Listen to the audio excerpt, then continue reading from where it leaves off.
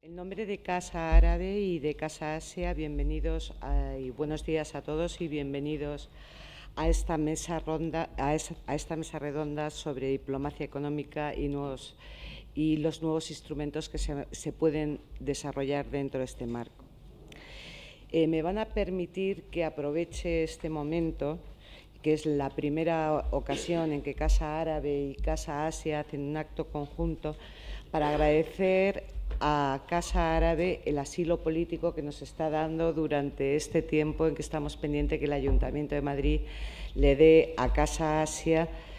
su sede definitiva. La teníamos antes, la hemos perdido y ahora vamos a tener otra, y mientras tanto estamos aquí asilados. Muchas gracias por tu generosidad, Eduardo. El acto de hoy se va a centrar, como decía antes, en los nuevos instrumentos de diplomacia pública. En momentos de crisis, no sé quién decía que es un momento de grandes oportunidades, pero para ello que duda cabe que hay que ser ingenioso, hay que ser imaginativo y hay que intentar disponer y maximizar los recursos que se tienen, tanto públicos como privados. Contamos hoy con unos ponentes extraordinarios porque todos ellos tienen la perspectiva del mundo público, del mundo privado, de lo que es planificación y dirección, y además son conocedores de determinadas áreas geográficas. Estos tres elementos son los que, bien combinados y con cabezas bien amuebladas, pueden producir grandes resultados. En primer lugar, hablará el director general de Casa Árabe, Eduardo López Busquet, y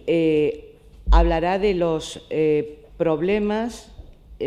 y de las oportunidades que él ve en los países del Golfo, desde la perspectiva de la diplomacia económica. En segundo lugar, el embajador Sánchez Jara desarrollará el concepto de centro técnico de negocio y su aplicación en China. Antonio López Corral hablará de los centros públicos privados y del sistema de diálogo competitivo como modo de selección de candidatos. Y finalmente, Alonso Vergara expondrá el modelo de Singapur y su posibilidad de adaptarlo a España. La idea es que cada uno de ellos hable por un periodo breve, desde luego nunca superior a los 15 minutos, y que después todos ustedes tengan oportunidad de aportar, de preguntar y que se establezca una comunicación entre todos. Director. Muchas gracias, Teresa. Bueno, antes que nada quiero saludar también a las personas que se encuentran en la Casa África en Las Palmas de Gran Canaria, porque hay un grupo de gente bastante numeroso que, si aquí es un sacrificio empezar a las 9:30, en Canarias a las 8:30 demuestra realmente compromiso con el contenido de la conferencia. No es de extrañar ese interés en el caso de Canarias y específicamente de Casa África, porque hay el conocimiento del modelo de Singapur es especialmente importante para ellos. Como ha dicho Teresa, esta no es la primera oportunidad, sí que es el primer acto, pero ya vamos colaborando con Casa Asia y es para nosotros realmente un placer el que podamos desarrollar en estas instalaciones aquí de Madrid un acto de estas características. Yo muy brevemente voy a referirme a los países del Golfo, no porque vayan a entrar en el contenido de la propia conferencia, sino porque es precisamente uno de los temas que más nos preocupan aquí en Casa Árabe, en el sentido de que hemos tenido que incrementar el foco o poner el foco de una manera mucho más intensa y más directa en los países del Golfo. Son países que tienen, como todos sabemos, una gran potencialidad y una gran liquidez y una gran capacidad de generar inversiones extranjeras, pero sobre todo tienen un tejido de empresas españolas y de profesionales españoles que se está incrementando de manera exponencial. Si pensamos solamente en el número de empresarios o de profesionales de todo tipo, arquitectos, ingenieros, pilotos, médicos, etcétera, veremos que las capacidades de sinergia son cada vez mayores y al mismo tiempo veremos también que, como digo, el número de oportunidades crecen exponencialmente. Pero, sin embargo, los despliegues oficiales no pueden crecer de manera exponencial. En primer lugar, porque prácticamente todos los países de la península arábiga y los países de Oriente Medio cuentan ya con una embajada, a excepción de Yemen, que se cerró recientemente, y Bahrein, aunque en Yemen hay una presencia vía la delegación de la Unión Europea. En 3 de los 6 países hay oficinas comerciales y en 1 hay oficina de defensa o agregado de defensa, que empieza a tener un papel también muy importante debido a la gran cantidad de negocios en el campo de la industria de la defensa y muchas de las compañías de industria de la defensa también están en otro tipo de compañías, como pueden ser telecomunicaciones, incluso cuestiones relativas a elecciones, etc. Por poner un ejemplo, es el caso de Indra en varios de estos países. Por tanto, un despliegue que no se puede incrementar, un despliegue que posiblemente tampoco se pueda reforzar desde una perspectiva presupuestaria más que de manera, digamos, marginal, pero una necesidad exponencial de tener una presencia. ¿Y por qué tener una presencia? Y esto yo creo que es un tema que saldrá también cuando se hable de Singapur, porque es muy difícil tratar de establecer relaciones de amplio calado diciendo que acabas de llegar en el avión del país de al lado, que es donde vives. Es decir, en el momento en que tú coges un avión en Dubái, donde resides, y te presentas en Doha, ya tienes una dificultad añadida. Es decir, o llegas el día antes y tratas de ocultar precisamente el que no resides allí, o vas a tener, insisto, una dificultad añadida. Y eso lo vemos, entre otras cosas, esto es muy curioso, porque es un poco mentalidad española también. Parece que el hecho de ir dando saltos entre diferentes lugares aporte, cuando entiendo yo que en este tipo de países, y seguro que en la mayor parte de los países del mundo, empezando por el nuestro, lo que especialmente se agradece es el compromiso que viene de la presencia. Por tanto, la frase famosa de "estamos aquí para quedarnos" es una frase que va mucho más allá de la mera retórica. Por tanto, nuestro interés como Casa Árabe nace, aparte evidentemente de las sinergias que tenemos con otras instituciones y de la calidad del contenido de la conferencia o la mesa redonda de hoy, nace de la necesidad de que alguien nos explique cómo podemos seguir trabajando ante una realidad que es la necesidad de tener aportes privados para incrementar ese despliegue público en beneficio tanto de, evidentemente, los sectores o, digamos, los intereses del sector público como del sector privado. Y sin más, devuelvo la palabra a Teresa. A continuación, hablará el embajador Sánchez Jara. Ha tenido numerosos puestos en Asia, es un hombre extraordinariamente activo y que tiene la capacidad de, como hemos podido ver hoy, aunar voluntades de muy distinto origen. Embajador, cuando quieras. Muy bien, muchas gracias, Teresa. Gracias, director. Voy a hablar durante unos breves minutos, voy a seguir las instrucciones de no propasarme más allá de 15 minutos, sobre un tema que considero de gran interés, como ha subrayado el director, que es la cooperación público-privada como instrumento de acción exterior, ¿no? Y debo decir, me tengo que remontar a la historia personal, porque realmente al concluir mi segundo desempeño como embajador en Singapur, de embajador de España en Singapur, regresé a Madrid y fui destinado a la Dirección General para América del Norte, Asia y Pacífico, siendo nombrado embajador en misión especial para Asia. Y teniendo en cuenta que mi jubilación iba a llegar aproximadamente un año y medio más tarde de este nombramiento, pensé que mi misión especial, para ser útil, podía centrarse en hacer un cierto balance de la presencia económica y oportunidades empresariales de España en esa gran región que es Asia.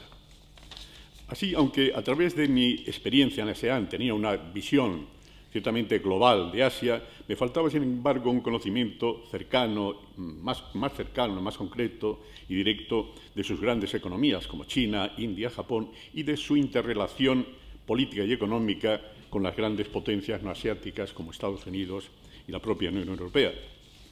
Y debo decir que desde un primer momento atrajo mi interés la evolución de China,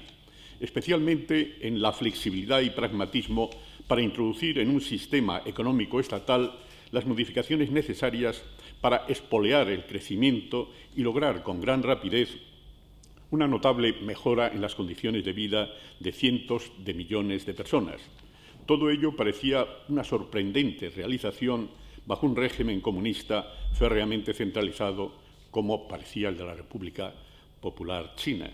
Y, sin embargo, hay un rasgo que, aunque enraizado en la historia, en la cultura política tradicional china, ha pasado frecuentemente desapercibido, lo que podría definirse como el fenómeno provincial, esto es, la autonomía de las provincias chinas en la toma de decisiones que afectan a la economía de su territorio.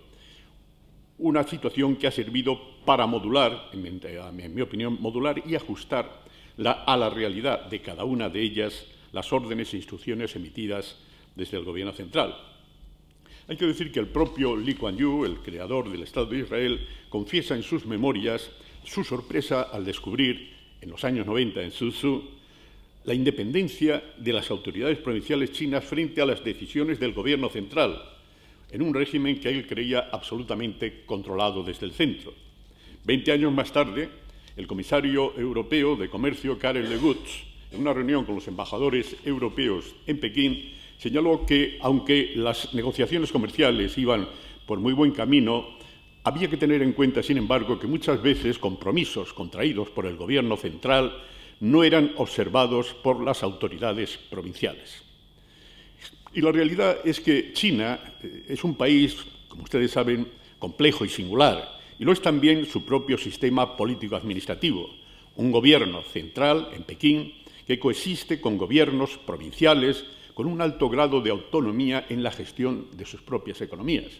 Autonomía se entiende, naturalmente, bajo el control integrador del Partido Comunista Chino, al ser los altos representantes del Partido Comunista en provincias y grandes ciudades miembros relevantes del Comité Central del Partido Comunista o de su buró político. Porque, en efecto, desde los años de Deng Xiaoping,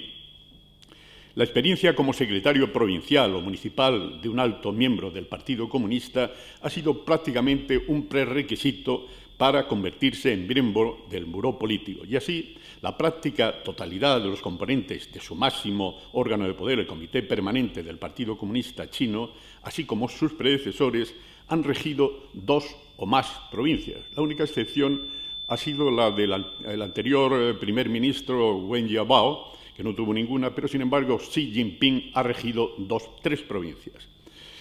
Su rotación, de alguna manera, impide que puedan desarrollar una base local de poder, pero concede a los líderes una importante experiencia en desafíos importantes, como es, en definitiva, equilibrar crecimiento económico con estabilidad social y cuestiones medioambientales que posteriormente les serán útiles como gestores globales a nivel nacional. Por ello, los que conocen bien la realidad china, en primer lugar la gente de Singapur y en menor grado los británicos, señalan que para formalizar negocios de importancia en el país, cuando afectan directamente al territorio de una determinada provincia, la negociación para su buen fin debe abrirse siempre con las autoridades provinciales y no con el Gobierno central. Ello se debe a que las sucesivas reformas en materia de descentralización económica realizadas a partir de 1979 han reconocido a las autoridades locales una autoridad económica sin precedentes, especialmente en materia de infraestructuras, construcción de viviendas, exploración de recursos naturales e inversiones extranjeras directas. Los acuerdos que se alcancen con las autoridades provinciales serán más tarde bendecidos por Pekín. Esta realidad hace que al intentar trazar una estrategia de diplomacia económica para China, sea preciso ajustarla a este singular grado de autonomía que, como digo, tienen las provincias sobre su propio territorio, lo que exige desde un punto de vista económico y empresarial que España esté presente al menos en las más relevantes, en las más importantes, pues lo contrario supone carecer, como hasta en buena parte hasta ahora, de interlocución directa y permanente con la mayoría de los centros de toma de decisión económica de la República Popular China.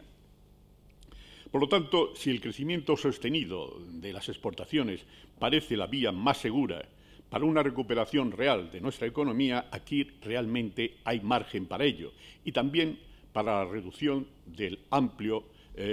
volumen de déficit que España, al igual que otros países europeos, sostiene con China, aunque en nuestro caso hay que decir, como recientemente ha apuntado el Real Instituto Elcano, ese déficit supone actualmente el 46% del déficit total exterior español, del comercio exterior español, lo cual es una cifra respetable si tenemos en cuenta que China no nos vende productos energéticos.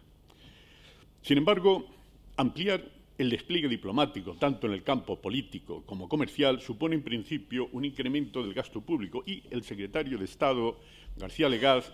señalaba al comienzo de esta legislatura que en un tiempo de escasez de recursos presupuestarios es necesario actuar agudizando el ingenio. Y es por ello que ese despliegue español en las provincias chinas debería llevarse a cabo sin cargo al presupuesto del Estado, sino mediante la creación de nuevos instrumentos de diplomacia económica que ya en febrero del año pasado, es decir, hace un año y medio, reclamaba el ministro García Margallo ante el Congreso de los Diputados cuando decía: no podemos afrontar los retos de la globalización utilizando simplemente los instrumentos que nos ha legado la diplomacia tradicional. Nos encontramos, señorías, en pleno siglo XXI trabajando con herramientas que datan del siglo XIX. Y añadía: en un mundo globalizado, los instrumentos políticos de la diplomacia tradicional no bastan, tienen que completarse con las herramientas de la diplomacia económica. Pues bien, la actual escasez de recursos presupuestarios y la pericia del sector privado en la identificación y aprovechamiento de oportunidades económicas y comerciales aconsejan la introducción en la acción del exterior del Estado de nuevos instrumentos basados en la colaboración público-privada, que en el caso de un eventual despliegue español en las provincias de la República Popular China o en terceros países donde no exista la presencia diplomática española o se necesite reforzarla, podrá revestir la forma de centros técnicos y de negocios, entidades constituidas mediante un contrato de colaboración público-privada entre el Estado y el sector privado, que actuarían como plataformas para facilitar la internacionalización de las empresas españolas, incluyendo nuestras pymes, a la vez que como instrumentos para captar inversiones exteriores. ¿Cuáles serían los objetivos y la composición de estos centros? Pues realmente, sin ninguna duda, su principal objetivo sería el abrir y mantener con los dirigentes provinciales del Partido Comunista en sus provincias un diálogo continuado, promoviendo un mejor conocimiento mutuo que permita, de un lado, acercarles a la realidad tecnológica de España, a su capacidad y experiencia de sus empresas para resolver problemas, diseñar proyectos y apoyar el desarrollo o asistir a un crecimiento del mercado de consumo, porque España cuenta además con una de las ingenierías también de más alto prestigio y nivel técnico a la escala mundial, que podrá servir los intereses de España en China con criterios de excelencia. A la inversa, los centros técnicos tendrán la ocasión de obtener un conocimiento directo sobre la realidad económica, social y empresarial de las provincias en que estén ubicados, su nivel técnico, grado de desarrollo, así como la situación en que se encuentren sus infraestructuras y servicios de todo tipo, sin olvidar una estima de su potencial de consumo. En suma, una información que permita sugerir, ofrecer y negociar con sus gobiernos o sus hombres de negocios la realización de proyectos con capacidad para potenciar desarrollo, consumo y transformación del país. La composición de los centros, y con eso voy a terminar, es bastante esencial. Al frente de cada uno de estos se situaría en funciones de cónsul honorario un funcionario diplomático, técnico comercial, excedente o jubilado de alto rango, esto es, con amplia experiencia en la acción exterior, preferentemente en Asia. Su principal función consistiría en abrir, mantener y dirigir el diálogo político con las autoridades provinciales. Además de estas funciones y las propiamente consulares, como la concesión de visados, pasaportes, etc., el cónsul honorario apoyará la promoción de la cultura y el turismo español en la provincia de que se trate. Por último, para el diálogo técnico y de negocios con las autoridades provinciales, estos centros contarán con la presencia de un número limitado y escogido, según las características de la provincia, de expertos españoles que auscultarán desde la posición privilegiada que les ofrece las antes citadas posibilidades de cooperación y negocios en la provincia donde estén acreditados. Y nada más, pues cedo la palabra al profesor López Corral para que nos cuente un poco cómo funciona y cómo se crean los centros. Yo quería decir que cuando hablaba antes al principio de tener personas que han estado en el sector público, en el sector privado, en el sector de la planificación desde la Administración, tenemos la suerte, además, de que Antonio López Corral también tiene un nivel de excelencia en el mundo académico. Él es catedrático de la Universidad Politécnica de Madrid y fue director general de Programación Económica en el Ministerio de Fomento. Con lo cual, su percepción de la cooperación público-privada y el desarrollo del modelo competitivo, de diálogo competitivo como una forma de selección los elementos más adecuados, creo que lo va a hacer desde una posición verdaderamente de privilegio. Por favor. Bien, pues muchas gracias. Muchas gracias a los directores de Casa Asia y Casa Árabe y al embajador como promotor de la idea y de esta mesa redonda para exponer sus ideas sobre la colaboración público-privada aplicable a la diplomacia económica. Es un concepto que probablemente seríamos líderes mundiales en el supuesto de que esto pudiera ir adelante, porque no se trata aquí de utilizar las herramientas de la licitación y de la contratación pública o público-privada para desarrollar proyectos. Aquí de lo que se trata es de prestar un servicio exterior en colaboración con un privado que se encargaría de movilizar sinergias en el país de destino para focalizar proyectos que pudieran ser desarrollados por empresas españolas, no probablemente con el modelo de colaboración público-privada y no necesariamente con ese modelo, sino probablemente con un modelo que va a exponer a continuación Alfonso Vergara, que consiste en el desarrollo integral de proyectos, probablemente utilizando empresas públicas, que son, en el caso español, líderes mundiales en muchos sectores de la ingeniería civil. Entonces, yo voy a utilizar una presentación que no sé si desde la parte técnica me pueden proporcionar. Son 4 pantallas, no voy a dar más, pero me van a ayudar a enmarcar las vías que tienen las administraciones públicas para prestar servicios generales a los ciudadanos, servicios que pueden ser servicios públicos o servicios de interés general. A veces estos servicios públicos, para ser prestados, requieren inversiones en activos subyacentes. Si estamos hablando de un hospital que va a dar servicio de salud pública, el activo subyacente para prestar ese servicio es hacer el hospital. De tal manera que la colaboración público-privada o los mecanismos de provisión que tenga la Administración, sean directos o sean indirectos, tienen que llegar a ese resultado. Lo mismo se hace en un aeropuerto o si hacen un centro educativo. Lo que estamos viendo en Europa es que la prestación de servicios y la construcción de activos subyacentes para prestar esos servicios, con los modelos actualmente utilizados, muestran que no son sostenibles en el tiempo y cada vez se van haciendo eco más las administraciones de la conveniencia de utilizar colaboradores privados para desarrollar estos proyectos. Y esto es ya una prioridad en toda Europa, que se ha trasladado de hecho a América Latina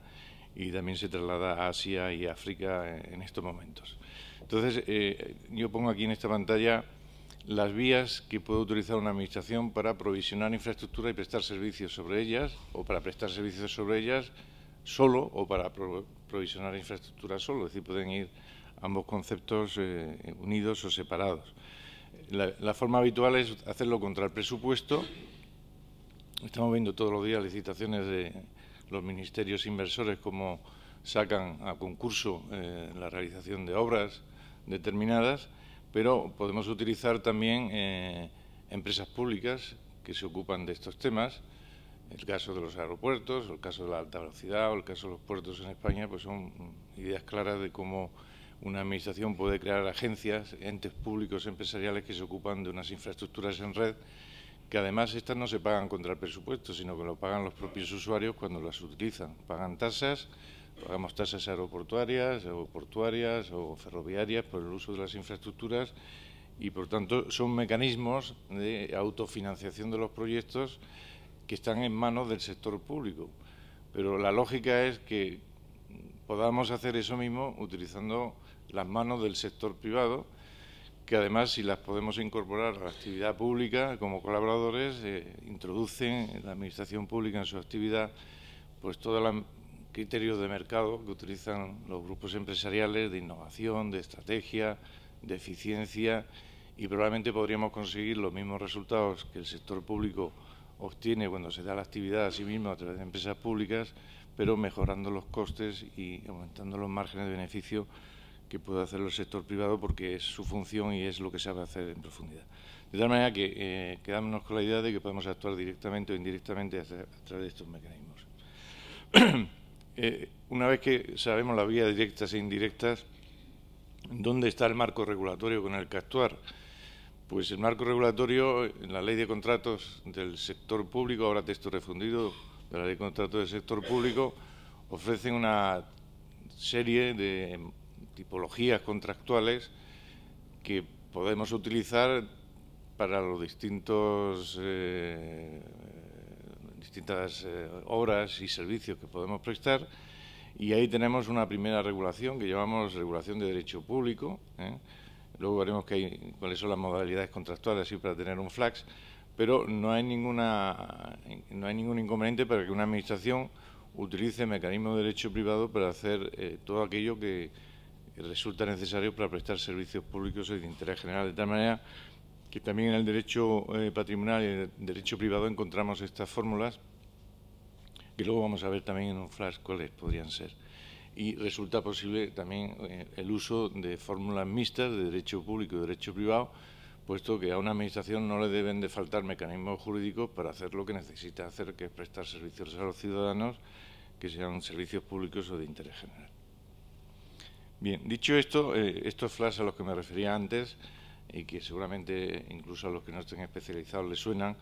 las colaboraciones público-privadas, y ya centrándome en ellas, en la actividad indirecta, no a la actividad directa, porque es lo que nos trae aquí, los contratos tipificados, las tipologías que puede utilizar una administración pública y también los entes públicos, porque así lo permite la ley, el texto refundido de la Ley de Contratos del Sector Público, para llevar a cabo obras y prestar sobre ellas o prestar al margen de ellas servicios públicos en determinadas actividades,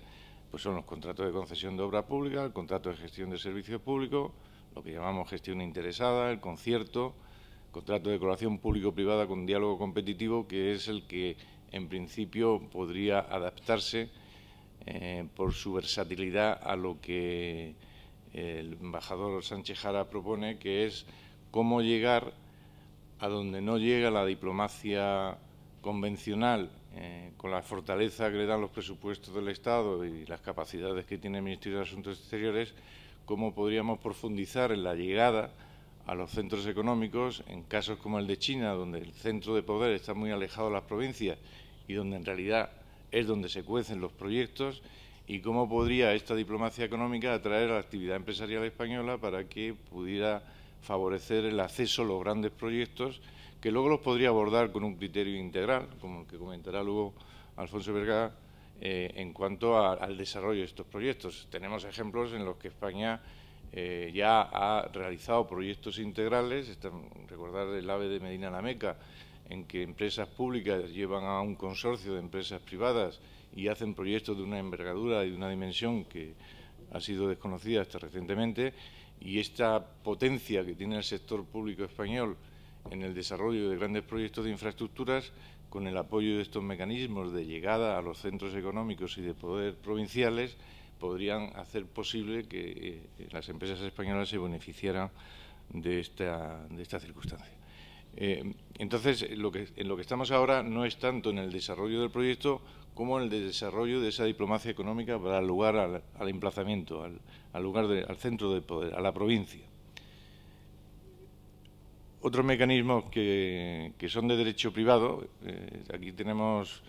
nuestra historia de derecho romano y nuestros conceptos y nuestro ordenamiento jurídico tal como está conceptualizado, nos permite utilizar a veces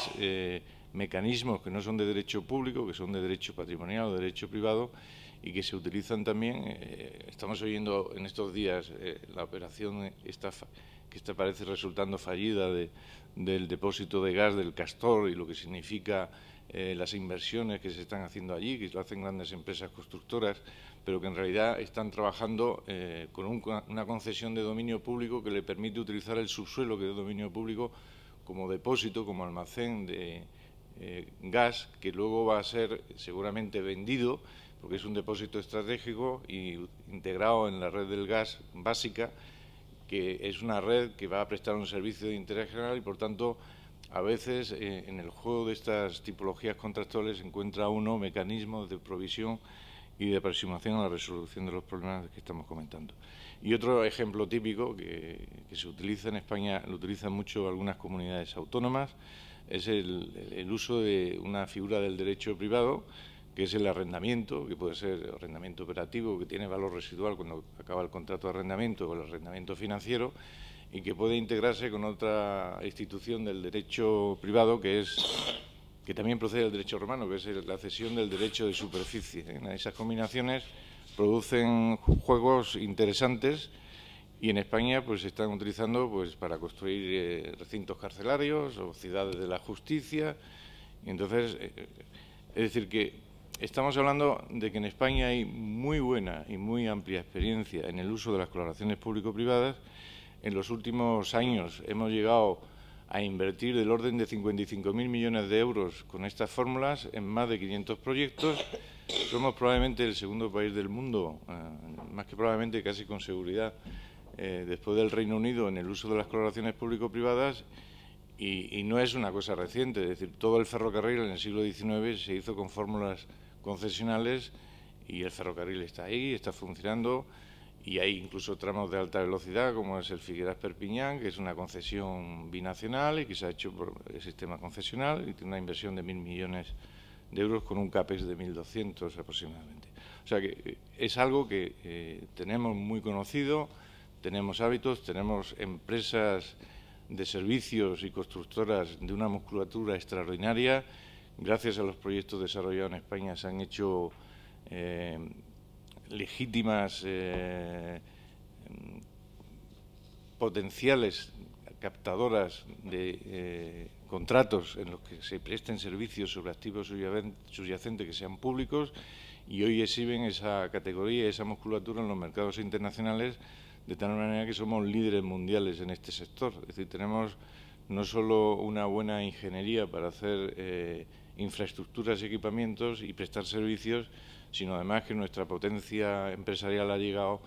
a hacer que esto sea pues un orgullo para todos los españoles, puesto que tenemos de las 10 primeras empresas mundiales en este sector, pues 6 son españolas casi de forma recurrente. Bueno, somos un país importante, tenemos unas herramientas importantes, sabemos utilizarlas, y la cuestión ahora es cómo podemos utilizarlas. Bueno, ahí se pone algún ejemplo de fórmulas mixtas de derecho público y derecho privado, que son muy habituales, por ejemplo, en el caso de los puertos, ¿no? Es decir, todos estamos habituados a que a veces se hacen obras de cierta envergadura en los puertos que nos permiten ganar lo que es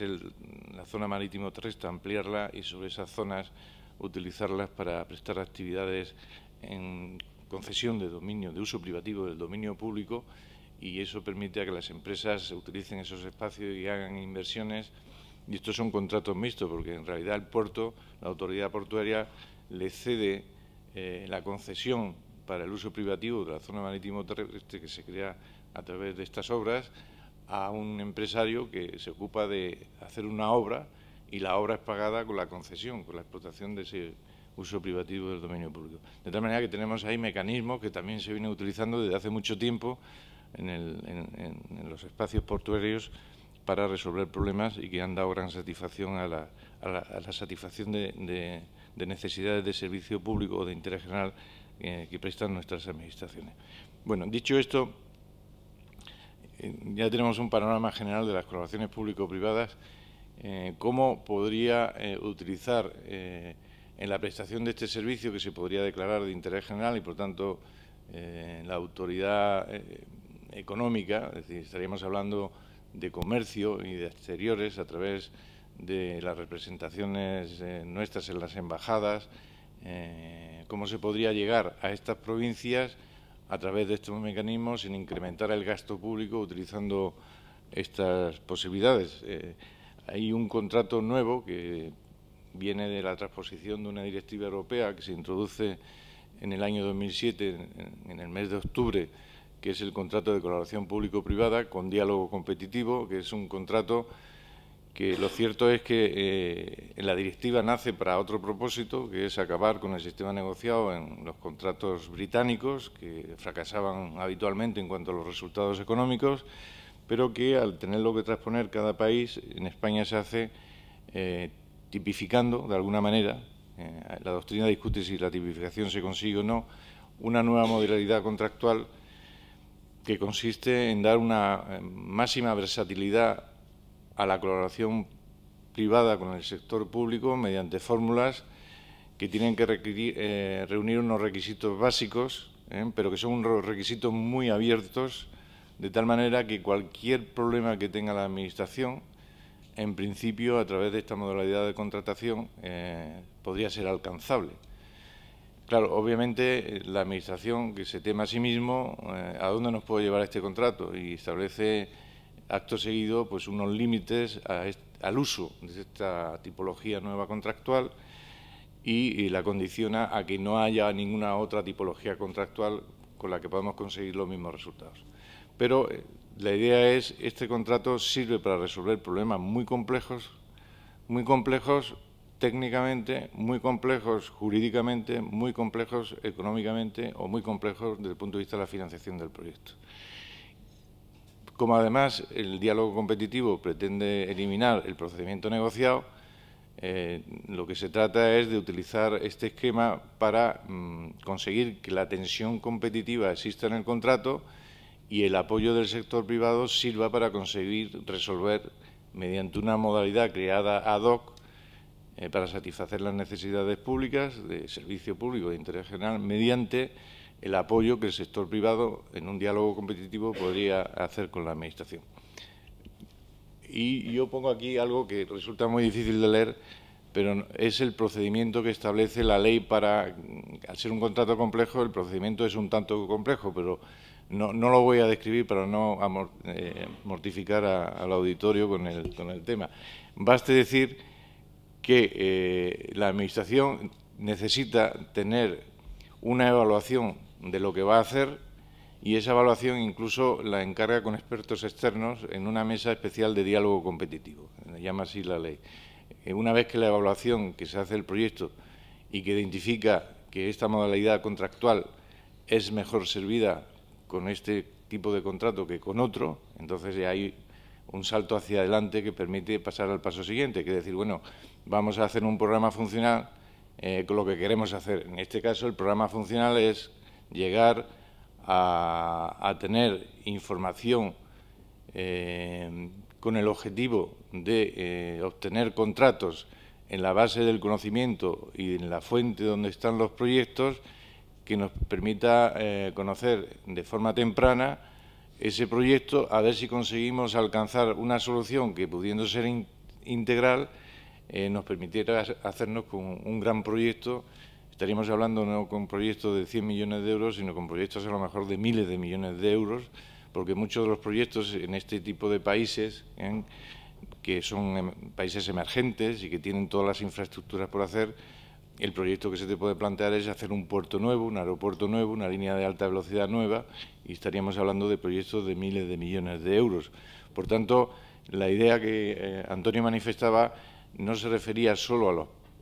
pequeños proyectos que también, sino sobre todo a la capacidad de generar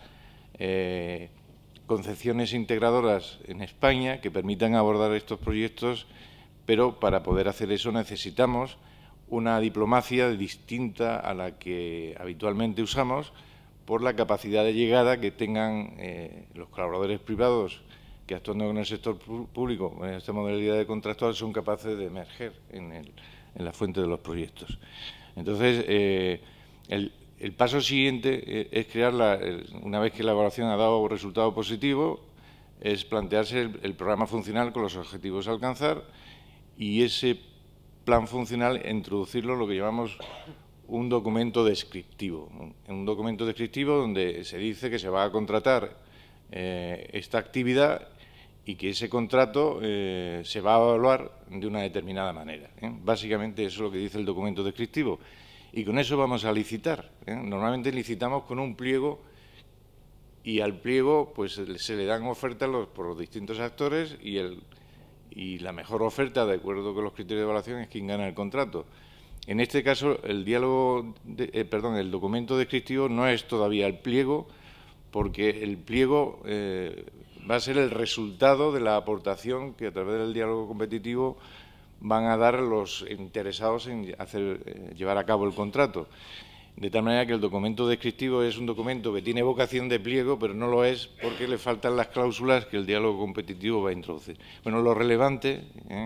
quiero marcar esta señal, es que el diálogo competitivo nos va a permitir, con la capacidad de ofrecer propuestas que tiene el sector privado, grandes compañías, grandes consultoras, saben cómo llegar a estos terrenos, saben por su experiencia profesional y porque es su actividad con criterios de mercado cómo realizarlos, y entonces en el diálogo competitivo le van dando a la Administración estas posibles soluciones. A veces las soluciones pueden ser más de una y la Administración se puede permitir incluso licitar 3 opciones distintas al mismo tiempo y que cada uno que propuso la suya pueda darle precio a su propuesta. Bueno, la idea es que hemos introducido una especie de negociación, pero que no es una negociación, porque esto no acaba en un monopolio bilateral poniéndole precio y sentándose a firmar un contrato, sino que lo que hace la Administración acto seguido es a todos los que han participado en el diálogo competitivo, es decirle, oiga, denme su oferta y compitan entre ustedes a ver quién me convence de la mejor opción con el mejor precio. Y se mantiene la tensión competitiva. Es decir, el diálogo competitivo, de alguna manera, es una negociación abierta a un número de actores, normalmente suele ser menos de 6 y más de 3, pero con tensión competitiva a la hora de llevarse el contrato. Y finalmente el que lo gana pues es el que ha dado la mejor opción y ha dado en función de esa opción el mejor precio. Probablemente este colaborador privado que salga del diálogo competitivo se va a ocupar de invertir en los centros técnicos y de negocios, va a constituir una plataforma de acceso al lugar, va a gestionar un grupo, unos recursos humanos de expertos para tener contactos con las administraciones de las provincias, y todo esto se va a poner en su momento al servicio de grupos empresariales españoles que estén dispuestos a ofertar, que esos grupos empresariales, si la propia labor del trabajo de los centros de negocios lo permitiese, podría ser incluso que se hiciera cargo, con la ayuda de una gran empresa pública, de un gran proyecto donde incluso se pudieran, si las condiciones contractuales lo permitieran, del país de referencia, que pudieran licitarse, como se está licitando en Brasil o como se hizo en Arabia en su momento, opciones tecnológicas de distintos países donde la nuestra pues tendría seguramente una ventaja comparativa por haber llegado a la información en un primer momento y llevar los proyectos más preparados y mejor concebidos. Bueno, yo con esto quiero terminar porque casi me paso de la hora, y si acaso luego en el diálogo, si hubiera alguna pregunta, pues podríamos seguir comentándolo. Muchas gracias. Muchas gracias. Muchas gracias, Antonio. Ahora vamos a... Esto ha sido, yo creo que ha tenido un nivel de abstracción que quizá en el diálogo podemos bajarlo a un poco más cuestiones prácticas sobre el terreno y sobre todo ver la implicación que va a tener, que has intentado establecer al final con el Centro Técnico de Negocios. A continuación vamos a ver un caso práctico que lo va a exponer Alfonso Vergara, presidente de la Fundación Metrópoli y cónsul honorario de Singapur. Alfonso, cuando quieras. Espera que quite esto.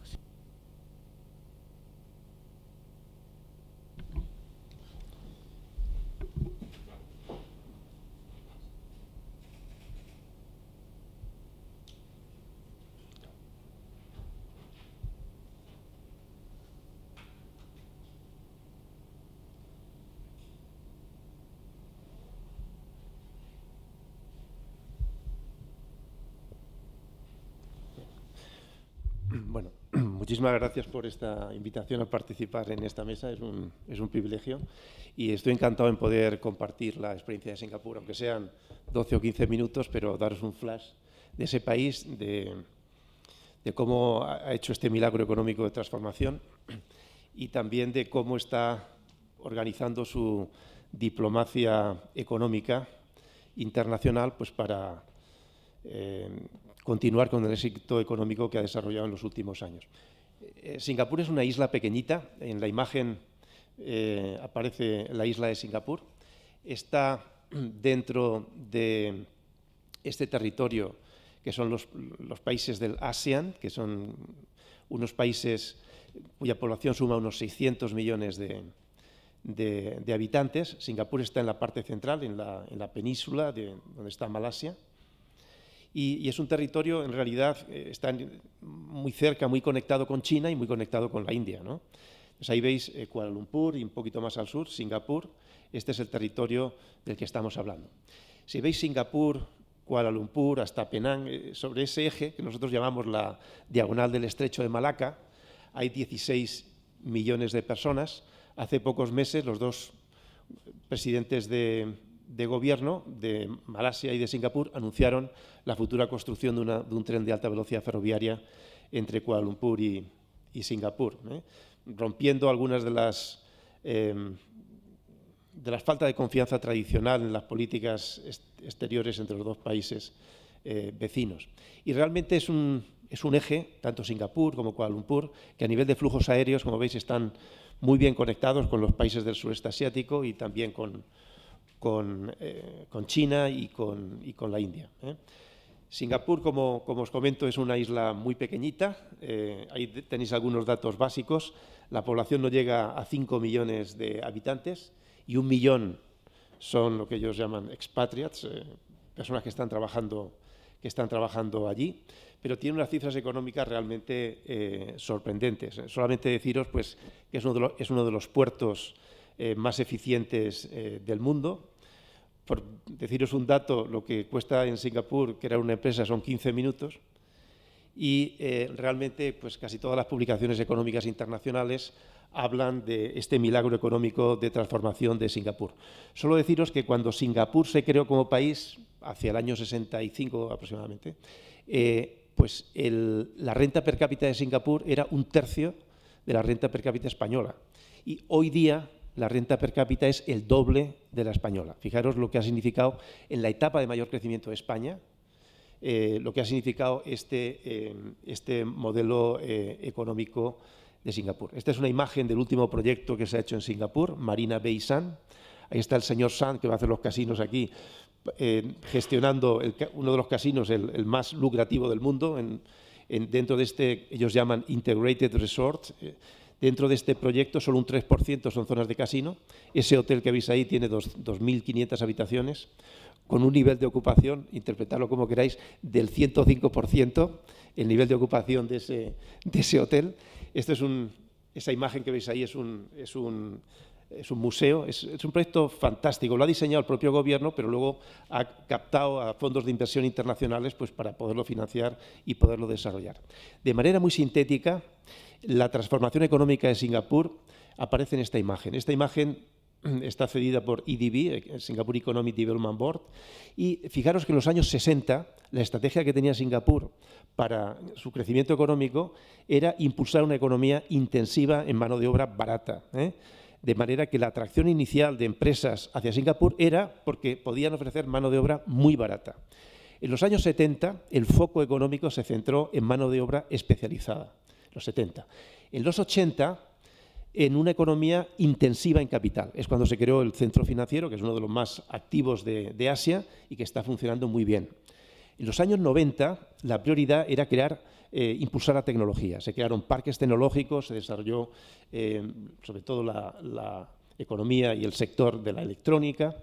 Yo cuando conocí inicialmente Singapur, pues, llegué allí ayudándoles a diseñar la ciudad. En el año 2000, la prioridad era una economía intensiva en conocimiento, o sea, atraer talento, formar, retener y atraer talento. Esa era la estrategia y han trabajado muy fuertemente. Y luego ya, si veis, hacia el año 2000, la prioridad es una economía intensiva en innovación. O sea, hace 12, 13, 14 años la prioridad eran sectores como biotecnología, multimedia, investigación genética. Hoy ya veréis que el sector de las soluciones urbanas, en el cual somos muy fuertes en España, es la prioridad que ellos creen fundamental en un momento en el que las ciudades en el mundo están transformándose. No hay ningún otro momento de la historia de la humanidad que las ciudades estén creciendo con tanta intensidad como en este arranque del siglo XXI, y Singapur quiere aprovechar esa estrategia. La línea que veis en azul es el crecimiento del Producto Bruto per cápita, y fijaros cómo aparece la crisis asiática, desde el año 96 al 2004 aproximadamente. No es solamente estancamiento, es decrecimiento. O sea, ellos sufrieron una crisis potentísima y la superaron. ¿Y cómo la han superado? Una economía intensiva en conocimiento y ahora intensiva en innovación, pero han sufrido casi una década de una crisis económica importante. Eso para no perder la perspectiva de que en Europa lo estamos pasando mal, pero que realmente estas cuestiones son cíclicas y evolucionan. Fijaros este dato, estas son las ciudades que tenían en el mundo más de 1 millón de habitantes en 1950, en el año 2000, en el 2025. Esto es lo que yo os estaba comentando. En ningún otro momento de la historia ha sucedido esta transformación. Y si veis la zona asiática, fijaros la intensidad de la transformación en la zona asiática, a la derecha de la imagen. Y este dato es crítico, y este es el dato que utilizó Singapur para poner en marcha una estrategia de diplomacia urbana y de diplomacia económica internacional que le lleve a liderar un nuevo sector productivo, que es el sector de las soluciones urbanas. Esa cifra, que no me atrevo ni a leerla, esos 350 trillones de dólares americanos, eso es lo que va a gastar el planeta en soluciones urbanas en los próximos 30 años. Para entender de qué se trata, eso significa 7 veces el Producto Bruto Mundial. O sea, 7 veces el Producto Bruto Mundial es lo que a nivel del planeta se va a gastar en soluciones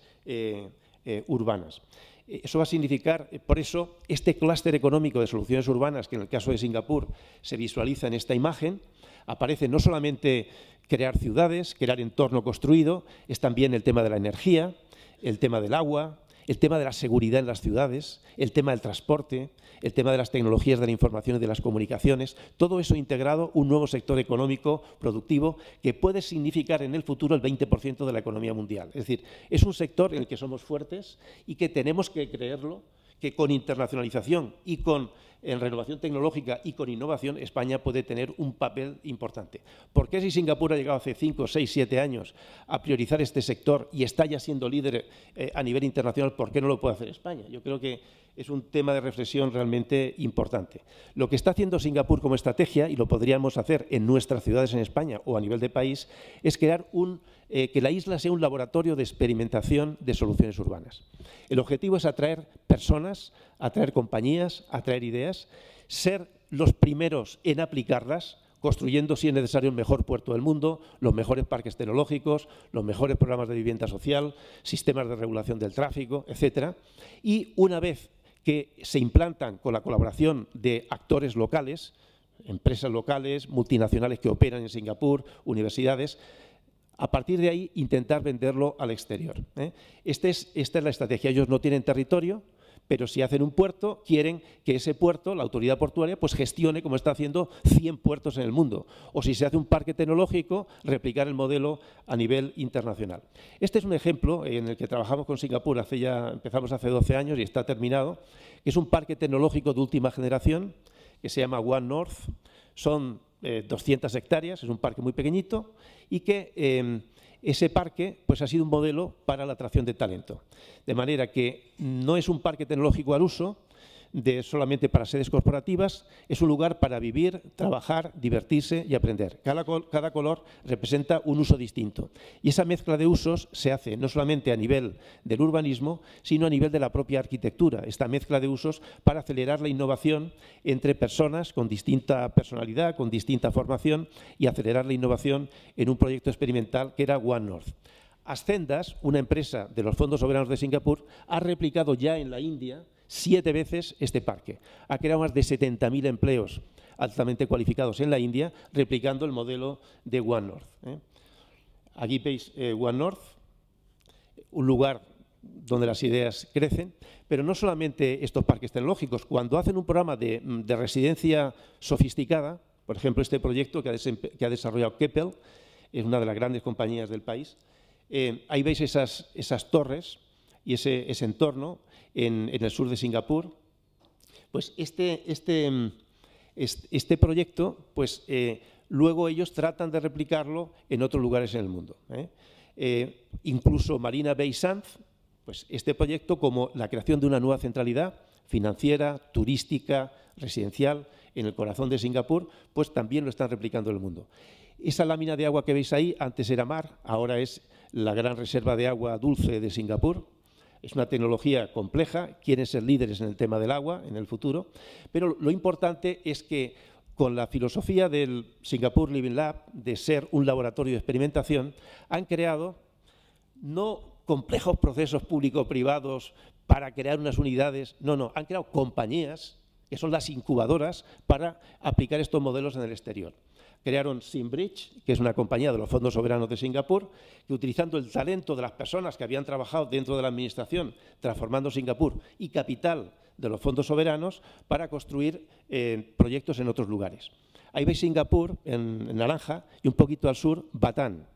Hace 10 años Singapur empezó a invertir en la isla de Batam, que es Indonesia, con una renta per cápita 15 veces más baja que la de Singapur, para desarrollar áreas industriales que no había territorio en Singapur para poderlo hacer.